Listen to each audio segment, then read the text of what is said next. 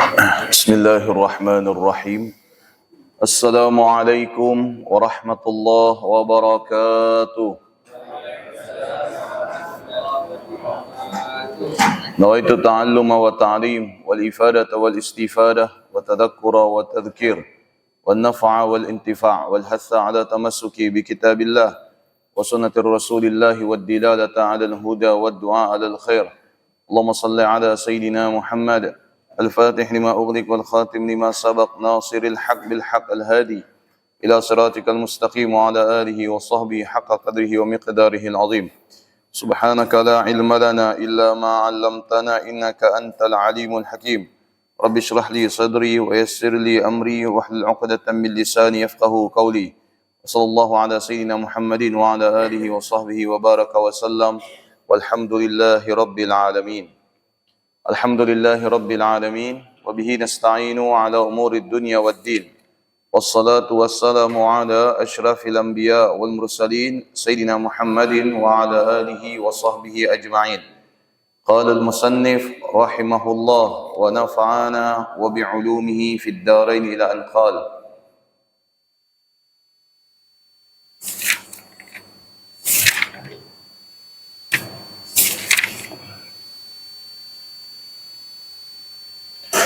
وقائم غني وواحد وحي قادر مريد عالم بكل شيء. Kita melanjutkan kembali penjelasan tentang sifat ma'nawi bagi Allah Subhanahu wa taala, sifat ma'ani bagi Allah Subhanahu wa taala setelah sifat salbiyah. Sifat ma'ani ini adalah merupakan sifat yang abstrak, sifat yang wajib ada dalam zatnya Allah Subhanahu wa taala. Contoh, manusia disebut dengan manusia apabila dia itu hidup. Jadi kalau disebutkan saya menemukan manusia, berarti sosok manusia itu memiliki ruh hidup. Hidup itu adalah sifat abstrak. Tapi kalau misalkan seseorang menemukan sosok manusia yang sudah tidak bernyawa, namanya manusia? Bukan, namanya apa? Mayat. Namanya mayat. Itu yang disebut dengan sifat ma'ani. Disebut dengan sifat ma'ani wajib ada di dalam zatnya Allah Subhanahu wa ta'ala. Ini cara kita mengimani Allah Subhanahu wa taala dan mewajibkan sifat ada di dalam zatnya Allah, juga memustahilkan sifat yang tidak boleh ada di dalam zatnya Allah Subhanahu wa taala. Sebagaimana kita memustahilkan sifat yang tidak wajib atau tidak boleh ada di dalam zatnya manusia. Seperti apa? Kekal. Manusia itu kekal, tidak boleh ada di dalam zatnya manusia. Kenapa? Karena mustahil. Jelas ya? Baik. Di antara sifat ma'ani bagi Allah Subhanahu wa taala yaitu kemarin sudah kita bahas sebelumnya. Yang pertama adalah hayyun. Yaitu Allah Subhanahu wa taala maha hidup. Qadirun atau qadiran, maha berkuasa. Kemudian selanjutnya adalah muridan. Murid artinya yang maha berkehendak. Al-iradah, muridan, zatnya Allah Subhanahu wa taala itu sendiri maha berkehendak atau berkeinginan. Al-iradah wahia sifatun wujudiyatun, kehendaknya Allah, keinginannya Allah itu dapat kita temukan. Tidak mungkin tidak kita temukan, karena hidupnya kita sebagai manusia ini adalah bagian daripada kehendak Allah, bagian daripada keinginan Allah. Dan musnahnya manusia, matinya manusia, selain hidupnya manusia, matinya manusia juga adalah merupakan kehendak Allah Subhanahu wa taala. Ini adalah bukti konkret di mana kita menyaksikan sendiri ya bagaimana sifat Allah Subhanahu wa taala yaitu muridan. Sifatun wujudiyatun azaliyatun qaimatun bidzati. Sifat berkehendak atau berkeinginan di dalam zatnya Allah ini mulai kapan? Apakah mulai bumi diciptakan? Apakah mulai manusia ini hidup? Jawabannya tidak. Semua sifat Allah Subhanahu wa taala itu azali, telah ada sejak dahulu.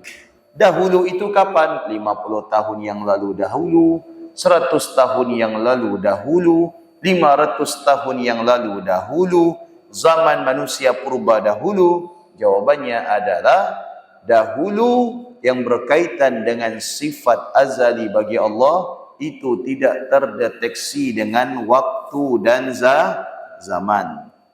Tidak terdeteksi dengan tanggal, tidak terdeteksi dengan waktu, tidak terdeteksi dengan hari, tidak terdeteksi dengan tempat. Tidak ada yang mengetahui kecuali yang memiliki sifat itu sendiri, yakni Allah Subhanahu wa taala. Ya. Qaimatun bidzati. Sifat kehendak bagi Allah ini senantiasa apa? Eksis, ada. Tidak mungkin Allah Subhanahu wa taala itu hilang sifat kehendaknya. Ya. Tidak mungkin di dalam zatnya Allah itu hilang sifat kehendaknya. Sebagaimana Allah menghendaki manusia itu hidup, Allah juga menghendaki manusia itu mati. Sebagaimana Allah menghendaki manusia itu mati, Allah menghendaki manusia itu lahir. Sebagaimana Allah menghendaki manusia itu bahagia, Allah menghendaki manusia itu sedih. Semua itu kehendak Allah Subhanahu wa taala. Tukhassisul mumkin bi ba'd ma yajuzu alaihi fahiya takhussul mumkin bi amrin duna amrin ma'a anna al-ithnain jaizani alaihi. Nah, ini yang terkadang orang tak faham. Ya, maaf. Ada sebagian orang di luar Islam mereka tidak faham ketika kita membahas tunggal atau keesaan Allah Subhanahu wa taala. Sebagian orang non muslim ya ketika dipermasalahkan Tuhannya yang berbilang lebih daripada satu, maka dia balik tanya kepada kita, apakah Tuhan Anda kuasa?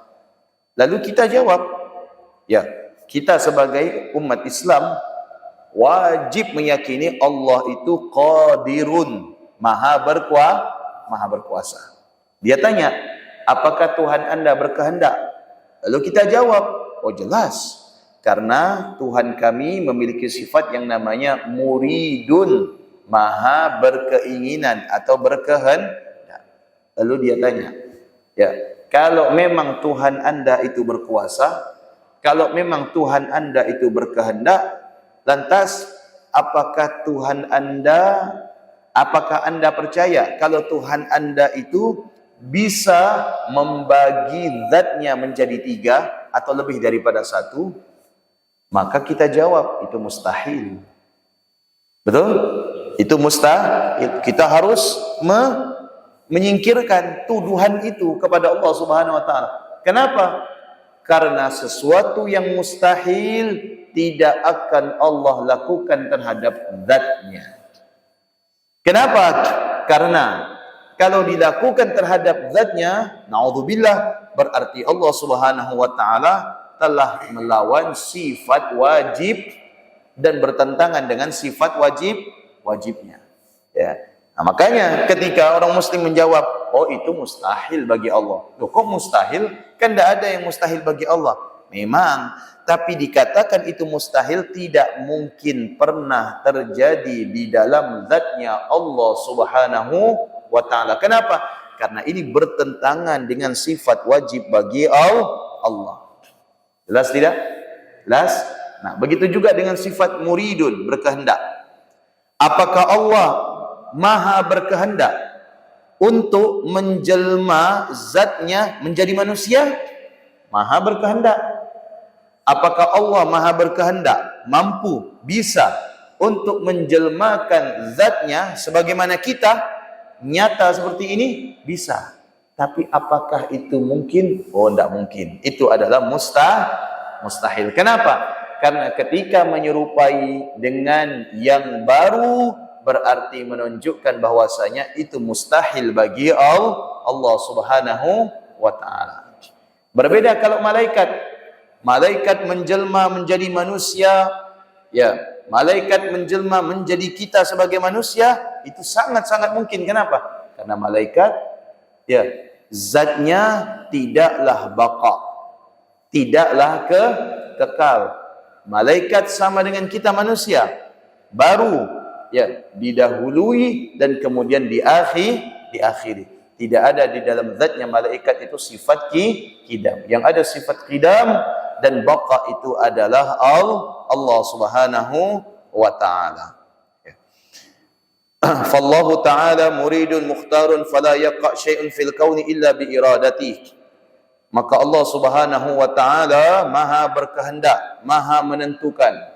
Fala yaqa syai'un fil kauni illa bi iradatihi. Maka tidak ada yang terjadi, ya, di alam semesta ini kecuali illa bi iradati, atas kehendak Allah Subhanahu wa taala. Tidak ada yang terjadi di alam semesta ini, baik yang kita lihat atau yang tak bisa kita jangkau dengan penglihatan kita. Tidak ada yang terjadi kecuali semuanya itu atas kehendak Allah Subhanahu wa taala. Wa masyiatih, dan keinginan Allah Subhanahu wa taala. Wa ikhtiyarih, dan ketetapan Allah. Fama aradahu kana, dan apa-apa yang dikehendaki oleh Allah maka terrealisasi. Wa ma lam yuridhu lam yakun, apa-apa yang tak dikehendaki oleh Allah maka tidak dapat terrealisasi. Ya, seperti kita yang sekarang ini adalah bagian daripada kehendak Allah Subhanahu wa taala. Keinginan kita mungkin tadi malam untuk datang ke masjid, solat subuh berjamaah, dilanjutkan dengan pengajian, dan terrealisasi, itu adalah bagian daripada kehendak Allah Subhanahu wa taala. Dan ketika keinginan kita barangkali dari tadi malam untuk turun ke masjid dan kemudian tidak bisa mengikuti pelajaran, maka itu juga bagian daripada kehendak Allah Subhanahu wa taala. Qala ta'ala, dalam hal ini, dalam hal Allah itu maha berkehendak, Allah membuktikan melalui firman-Nya yang berbunyi, a'udzu billahi minasyaitonir rajim, fa'alul lima yurid. Hal ataka hadithul junud fir'aun wa thamud balil ladzina kafaru fi takdzib wallahu min waraihim muhit bal huwa Qur'anun majid fi lawhim mahfuz. Fa'alul lima yurid. Ya, fa'al artinya apa? Allah menetapkan, menentukan, menjadikan, ya, merealisasikan atas apa yang dikehendak oleh Allah, atas apa yang diinginkan oleh Allah Subhanahu wa taala. Wala yuqal, dan tidak bisa diterima oleh akal, bertentangan dengan hukum akal, hukum secara akal. Nah, sebagaimana dasar ilmu tauhid kita yang tiga itu, ada wajib secara akal, ada mustahil secara akal, ada jaiz secara akal. Dan dikatakan di sini wala yuqal, dan mustahil bagi akal untuk apa? Menerima bahwasanya Allah itu tidak berkehendak. Maka ini bertentangan dengan akal, mustahil. Akal, orang yang punya akal bisa menerima bahwasanya Allah dikatakan tidak maha berkehendak. Kenapa demikian? Anna khaliqal khalqa laisa lahu iradah fa kaifa suni'a wa abada. Kalau dikatakan Allah tidak maha berkehendak, berkeinginan, ya berkemauan, maka bagaimana ya ciptaan ini ya dimulai, diproses, didahului. Wa dhiddul iradah al-ikrah, dan sesungguhnya lawan daripada kehendak itu artinya adalah dipaksa. Oke. Manusia berkehendak enggak? Manusia berkehendak. Kita punya kehendak. Ya. Allah juga berkehendak. Tapi kehendak kita dengan kehendak Allah berbeda. Kehendak Allah tidak di bawah apapun, tidak berpengaruh kepada apapun. Kehendak Allah murni atas kehendaknya yang maha suci. Dan kehendak Allah Subhanahu wa taala tidak terbatas dan tersekat dengan waktu dan tempat. Adapun kehendak kita itu tidak murni karena kehendak kita, karena terkadang kehendak itu di bawah tekanan. Kenapa pula berubah rumah tu? Kemarin warna putih jadi warna keribang. Maunya orang rumah. Berarti ada kehendak di atas kehendak. Betul tidak? Betul tidak? Iya. Makanya ya, sekuat-kuatnya laki-laki itu ditaklukkan oleh wanita. Ya. Nah, ini cerita lagi masalah wanita ini. Boleh tak? Boleh, biar segar sikit. Karena laki-laki ini obatnya satu, wanita. Ya kan? Okey. Isteri Nabi semuanya itu ada enggak orang Madinah? Orang Ansar ada enggak? Khadijah, Aisyah, Hafsah, Maria Qibtiyah bukan Ansar, tapi Mesir. Tidak ada isteri Nabi itu orang Ansar, tidak ada orang Madinah. Kenapa? Karena perempuan Ansar Madinah itu tidak bisa ditaklukkan oleh laki-laki. Ya, makanya jangan berharap kawin sama orang Madinah. Ya, jangan nak coba-coba dengan perempuan Madinah. Dan ini terbukti. Ya, terbuktinya itu apa? Sayyidina Umar mengalami sendiri.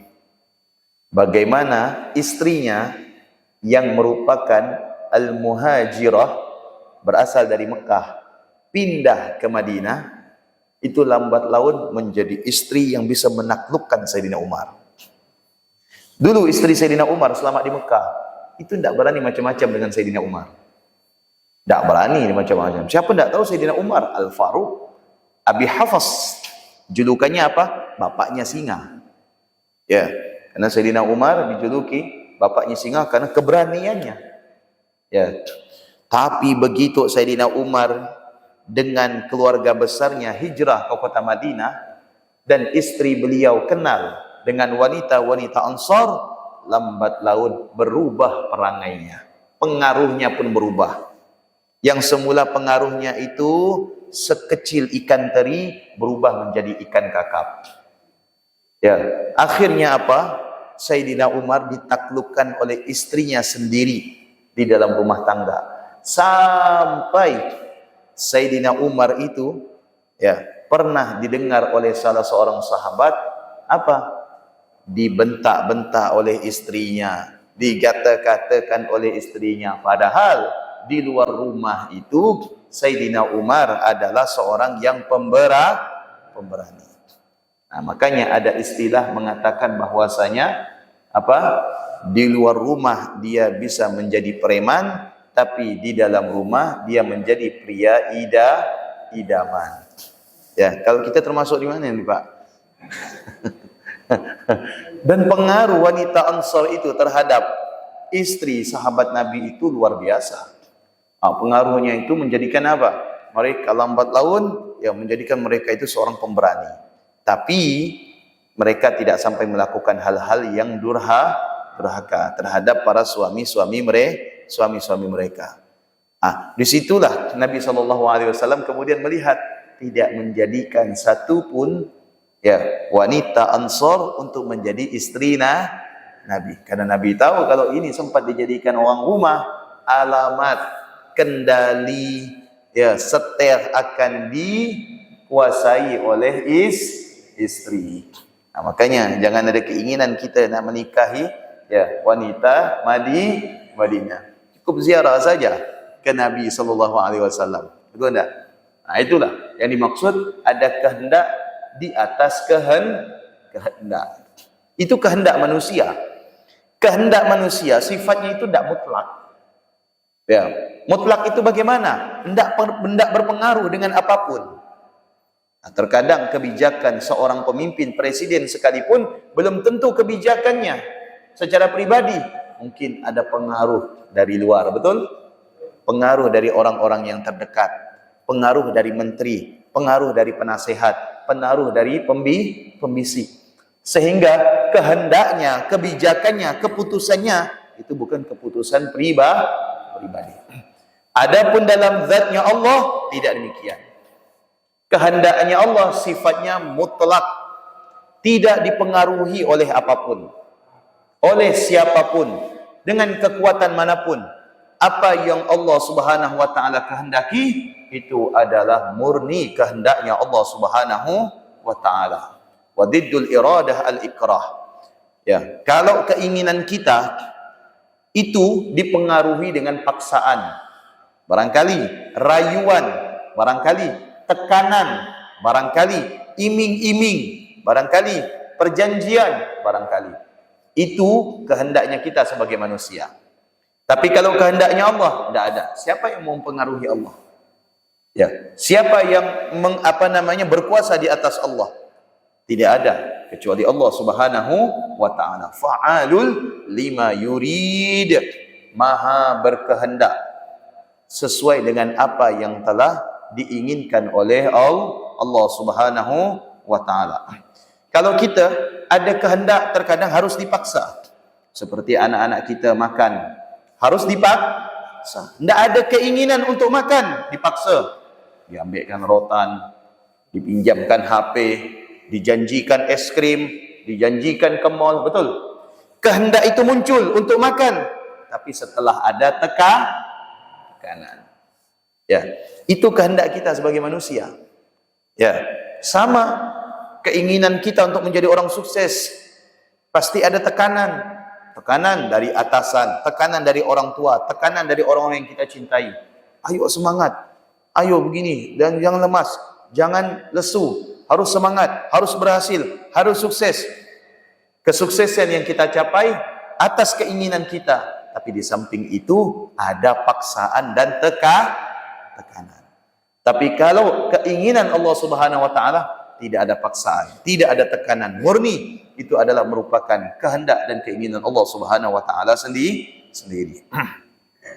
Alimun bikulli syai', itu ini maksud sifat iradah Allah Subhanahu wa taala. Makanya Pak Bu, ya, kita belajar ilmu tauhid ini supaya tidak menjadi manusia yang ego, tidak menjadi manusia yang sombong. Dengan kita mempelajari ilmu tauhid ini, apapun yang kita alami, yang terjadi di dalam kehidupan kita, atau yang terjadi di kehidupan selain kita, dapat kita terima dengan lapang dada. Karena bagaimanapun, apapun yang terjadi, baik yang kita saksikan langsung, atau yang kita dengar, atau yang kita ketahui, atau yang kita saksikan langsung, itu semua adalah merupakan kehendak dan kemudian ditetapkan oleh Allah Subhanahu wa taala. Maka apapun yang terjadi, ya, orang yang belajar ilmu tauhid pasti menerima. Walaupun yang terjadi itu pahit baginya, naudzubillah. Walaupun yang terjadi itu manis rasanya, tetap mengembalikan itu semua kepada Allah. Inilah yang dimaksud dengan tauhid af'al. Ya, inilah yang dimaksud dengan tauhid af'al.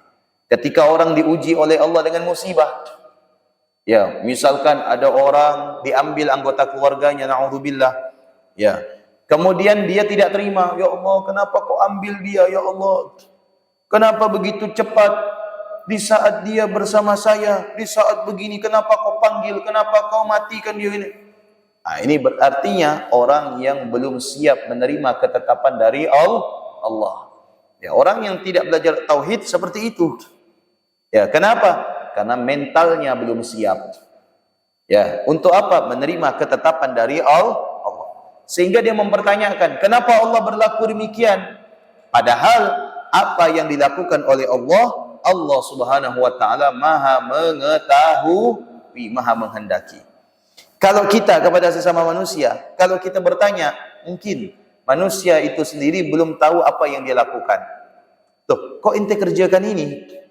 Iya ya Pak, semestinya kan saya kerjakan itu. Iya betul. Kenapa ente kerjakan yang B? Kan semestinya yang A. Iya salah berarti saya Pak. Iya salah. Kerjakan yang A dulu. Itu manusia. Tapi kalau untuk Allah Subhanahu wa taala tidak demikian. Kenapa Allah menetapkan ini? Kenapa Allah memberlakukan demikian? Itu semua sudah diketahui oleh Allah Subhanahu wa taala. Dan jelas apa yang telah ditetapkan oleh Allah adalah merupakan ketetapan yang terbaik.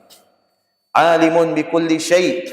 Kemudian setelah al-iradah, ya sifat ma'ani bagi Allah Subhanahu wa taala itu adalah alim bi kulli syai', Maha mengetahui terhadap segala sesuatu. Al-ilmu sifatun azaliyatun qaimatun bidati. Baik, pengetahuan Allah Subhanahu wa taala itu dimulai sejak kapan? Pengetahuan Allah Subhanahu wa taala dimulai sejak dahulu. Dahulunya kapan? Tidak ada yang mengetahui. Kenapa? Karena tidak dimulai dengan waktu. Adanya Allah Subhanahu wa taala, ya, kemudian adanya sifat-sifat bagi Allah. Kalau pengetahuan kita dimulai dengan sesuatu, di antaranya kita ini tidak akan tahu karena sebelumnya kita tidak tahu. Kita ini menjadi tahu karena sebelumnya kita tidak tahu. Kita ini bisa karena sebelumnya kita ini tidak mampu atau tidak bisa. Adapun sifat pengetahuan di dalam zatnya Allah tidak sama dengan manusia, harus didahului dengan sifat ketidaktahuan. Ya. Tidak ada anak begitu lahir langsung bisa berhitung. Tidak ada anak begitu lahir langsung bisa membaca. Tidak ada anak begitu lahir langsung bisa menulis. Tidak ada anak begitu lahir tahu mana bapaknya, mana mamanya. Tidak ada. Semua itu perlu proses. Yang semulanya tidak tahu menjadi tahu. Yang semulanya bodoh menjadi pintar. Yang semulanya tidak bisa menjadi bisa membaca. Semua pengetahuan kita didahului dengan sesuatu. Perbedaan dengan pengetahuan Allah Subhanahu wa taala tidak didahului dengan sesuatu apapun itu. Ya. Bidatihi ta'ala tankashifu bihal ma'lumat ala ma hiya alaihi inkishafan taman lam yusbiqhu khafa'an fa'ilmuhu ta'ala muhitun bi kulli syai'. Bagaimana sih kita mengimani sifat alim di dalam zatnya Allah, bahwasanya Allah itu maha mengetahui. Di antaranya adalah bahwasanya kita meyakini tankashifu bihal ma'lumat. Ya, dengan pengetahuannya Allah itu maha mengetahui segala sesuatu, sekalipun sesuatu itu disembunyikan serapat-rapatnya. Ya, serapat apapun informasi, pengetahuan sesuatu ditutup, Allah Subhanahu wa taala maha mengetahui.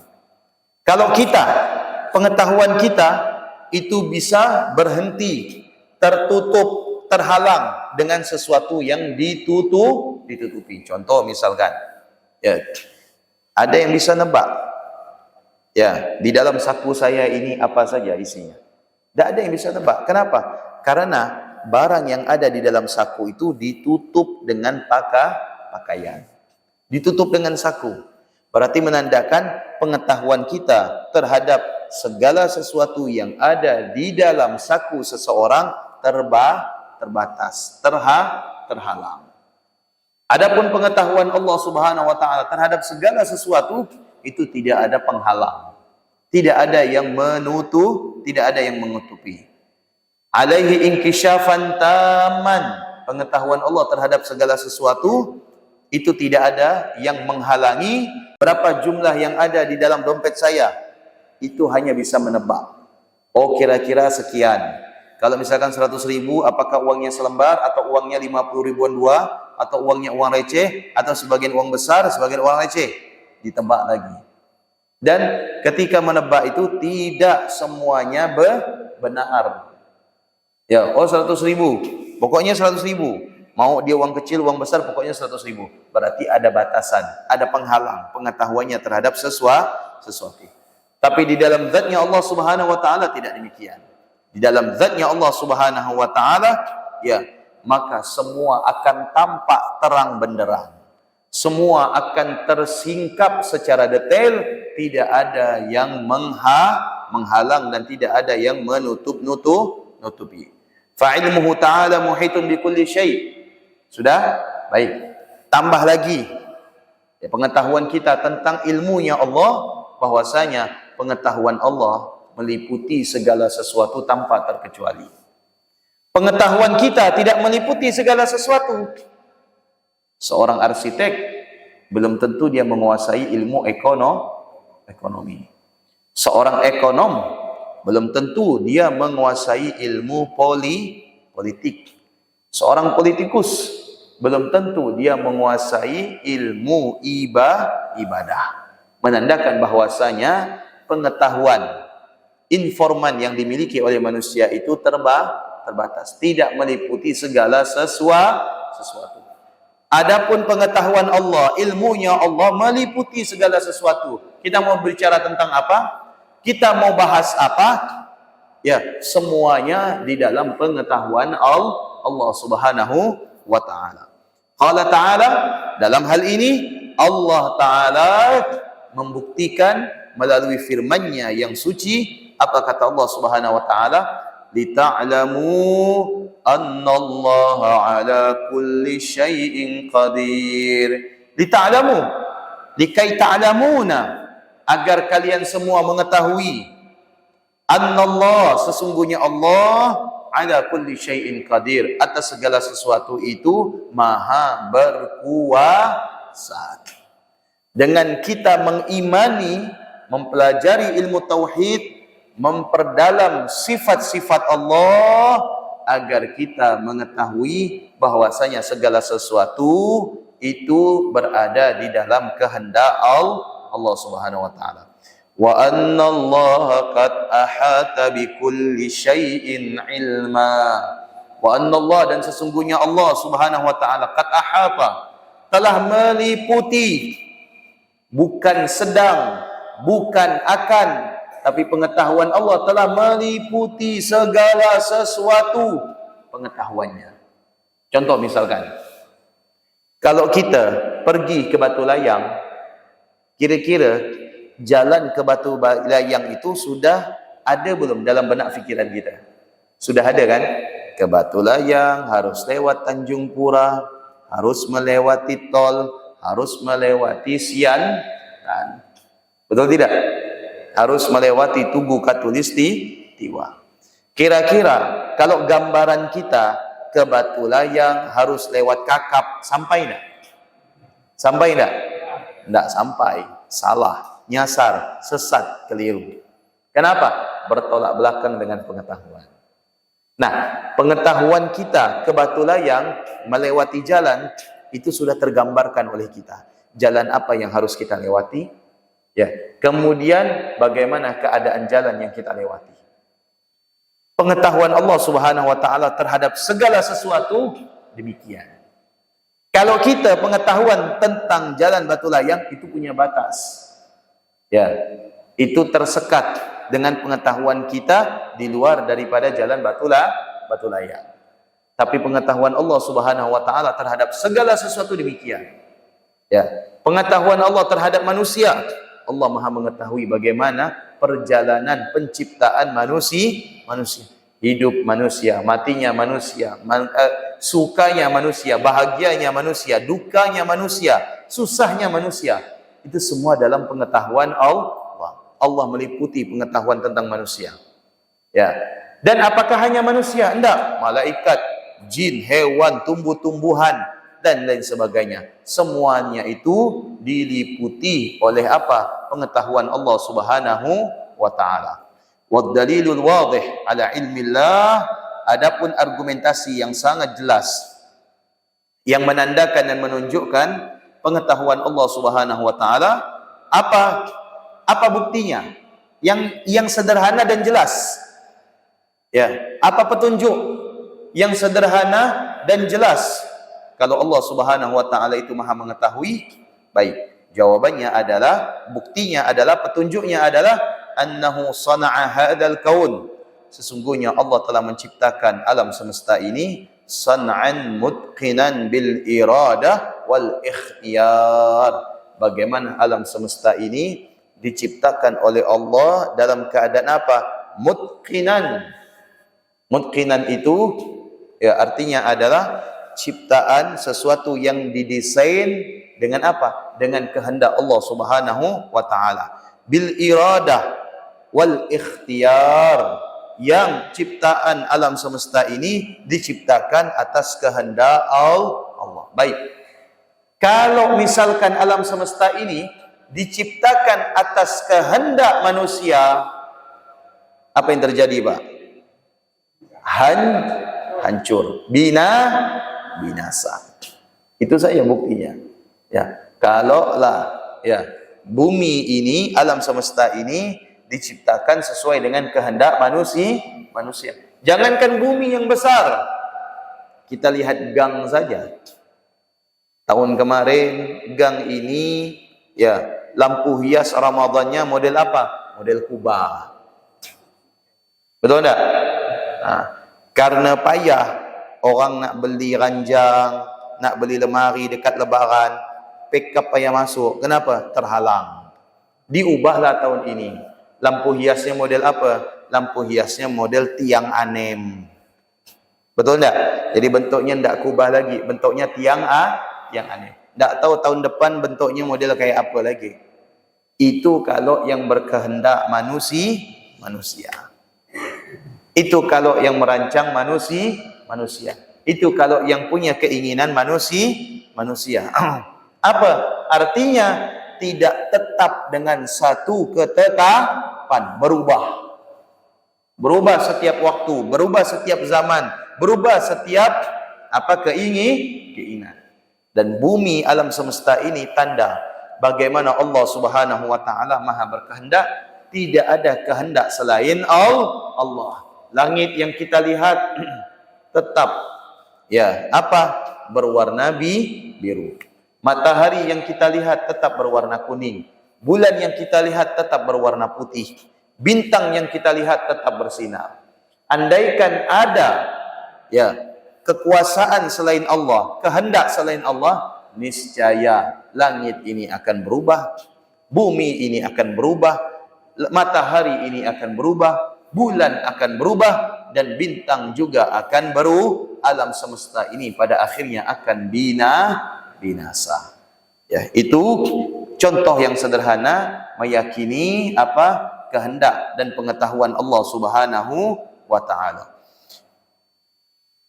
Wal kaunu wa ma fihi syahidun an ilmillahi ta'ala, dan segala ciptaan dan apa-apa yang kita saksikan itu adalah merupakan ya bukti pengetahuan Allah Subhanahu wa taala. Al-Muhit, yang Maha meliputi. Lamma kana wa ma yakunu wa ma sayakun. Dan pengetahuan Allah meliputi segala sesuatu, baik sesuatu yang telah terjadi, sesuatu yang sedang terjadi, sesuatu yang akan terjadi. Oke.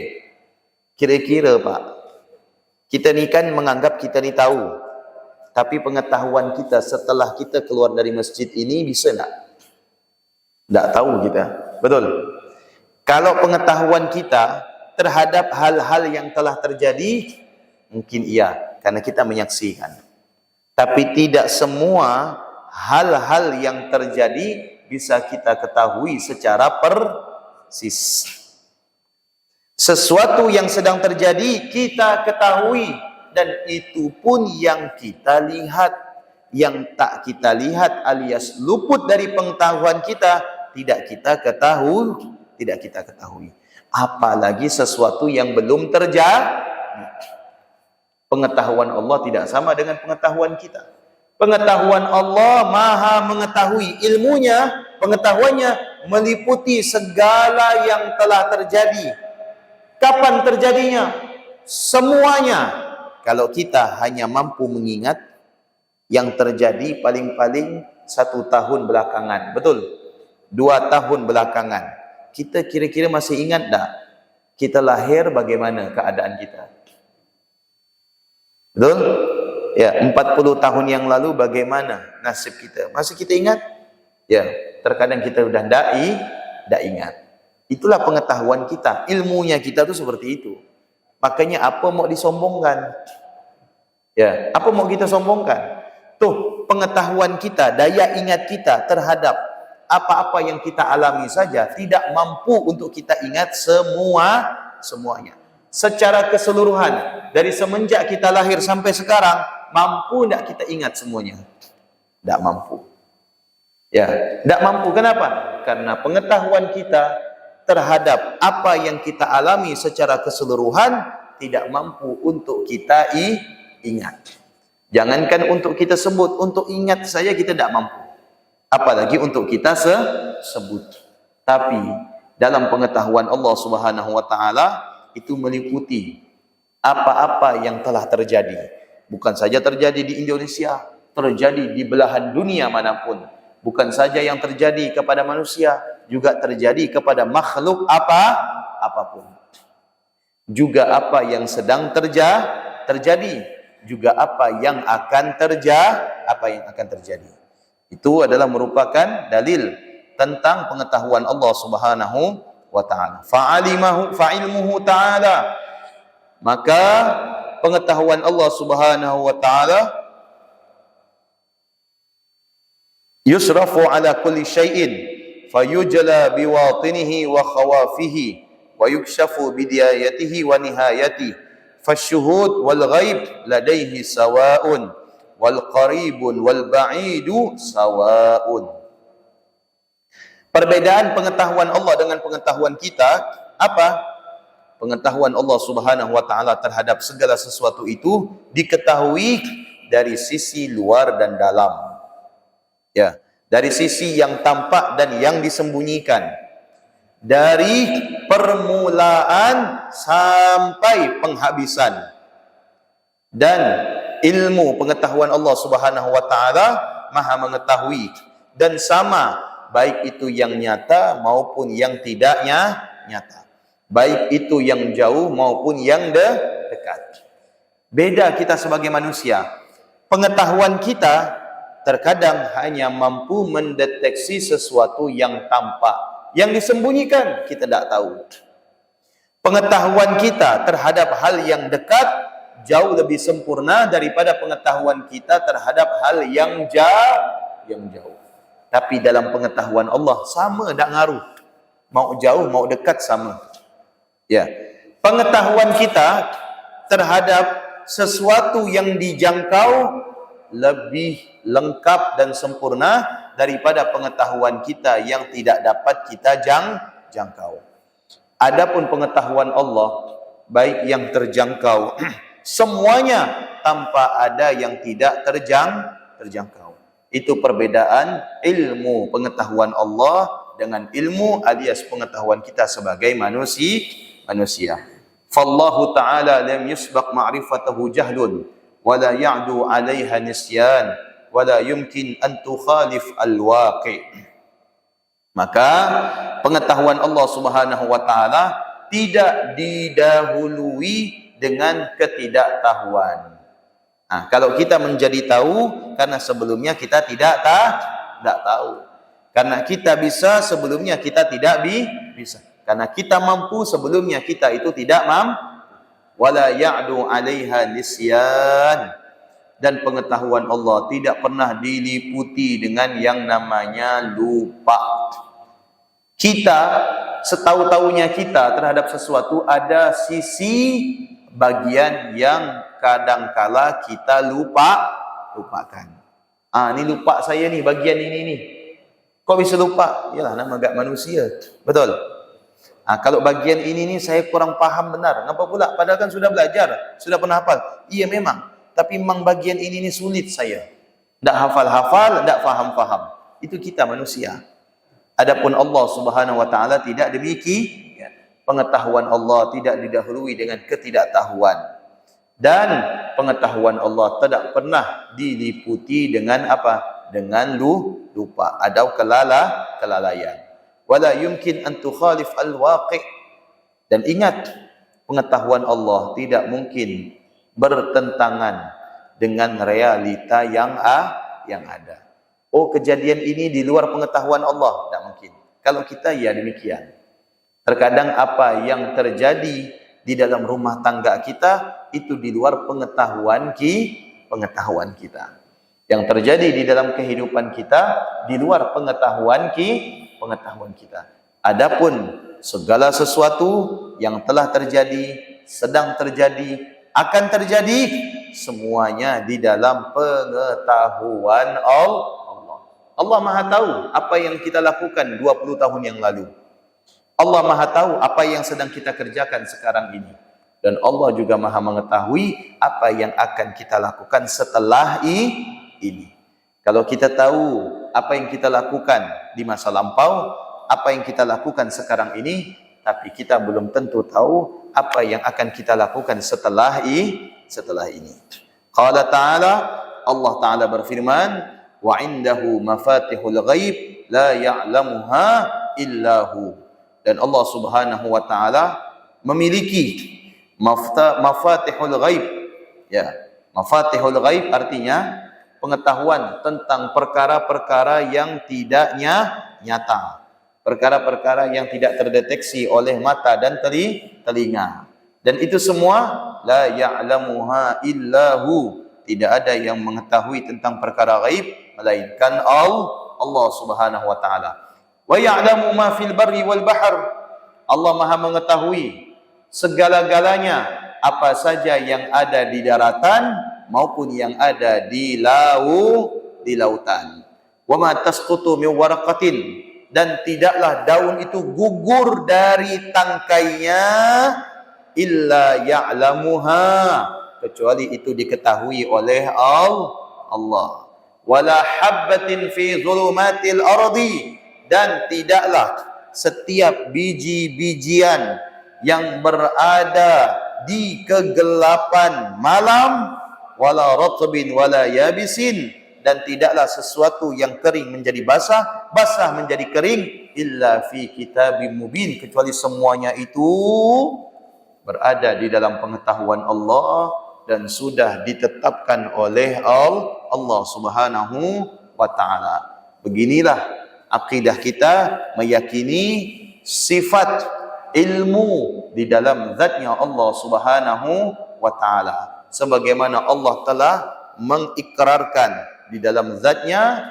melalui firman-Nya yang berbunyi alimun bi kulli syai', Maha mengetahui terhadap segala sesuatu. Jadi keyakinan kita kepada Allah Subhanahu wa taala terhadap pengetahuannya itu bisa dibuktikan dan disaksikan dengan bukti dan dalil serta petunjuk yang sederhana. Hanya bagi orang yang menggunakan akalnya. Orang yang menggunakan akalnya ya sangat sederhana, mudah menerima ya bahwasanya konsep ketuhanan yang ada di dalam diri Allah Subhanahu wa taala menyatakan bahwasanya Allah Subhanahu wa taala adalah sebenar-benarnya Tuhan. Dan ketika seseorang mengetahui, meyakini Allah adalah sebenar-benar Tuhan, maka kewajibannya bukan hanya sebatas keyakinan, tetapi menyembah dan beribadah kepada la ilaha illa ana fa'budni wa'bud rabbaka hatta ya'tikal yaqin. Tidak ada Tuhan selain aku, kata Allah Subhanahu wa taala, maka sembahlah aku dan beribadahlah kepadaku sampai datang yang namanya kematian. Mudah-mudahan bermanfaat. Semoga Allah Subhanahu wa taala senantiasa menjaga dan melindungi keyakinan kita kepadanya, dan semoga Allah menjauhkan dan menjaga keyakinan kita kepadanya dari hal-hal yang dapat mempengaruhi atau menurunkan tingkat keimanan kita kepada Allah Subhanahu wa taala. Semoga dengan datangnya bulan suci Ramadan, Allah anugerahkan kita keyakinan yang kuat, keyakinan yang tulus, dan kemudahan bagi kita semua untuk menjalani keyakinan kita kepada Allah dengan beribadah kepadanya dan menjauhi larangannya. Dan semoga Allah Subhanahu wa taala menganugerahkan kepada kita ketulusan, keikhlasan, dan kekuatan serta keistiqamahan untuk menjadi orang-orang yang pantas dan layak menyambut Ramadan dengan amal ibadah. Dan semoga Ramadan tahun ini menjadi Ramadan yang terbaik, dan semoga kita semua termasuk orang-orang yang mendapatkan kebaikan di bulan Ramadan. Dan sebagaimana kita berbahagia dan bergembira menyambut Ramadan, semoga Ramadan juga bahagia dengan sambutan kita. Dan sebagaimana kita ridha dan ikhlas menyambut Ramadan, semoga Ramadan juga ikhlas dan ridha terhadap sambutan kita. Dan sebagaimana kita bahagia menyambut bulan suci Ramadan, dan semoga kebahagiaan ini larut di dalam ibadah kita kepada Allah selama bulan suci Ramadan. Amin ya rabbal alamin. Bismillahirrahmanirrahim. Subhanakallahumma wa bihamdika asyhadu an la ilaha illa anta astaghfiruka wa atubu ilaik. Assalamualaikum warahmatullahi wabarakatuh.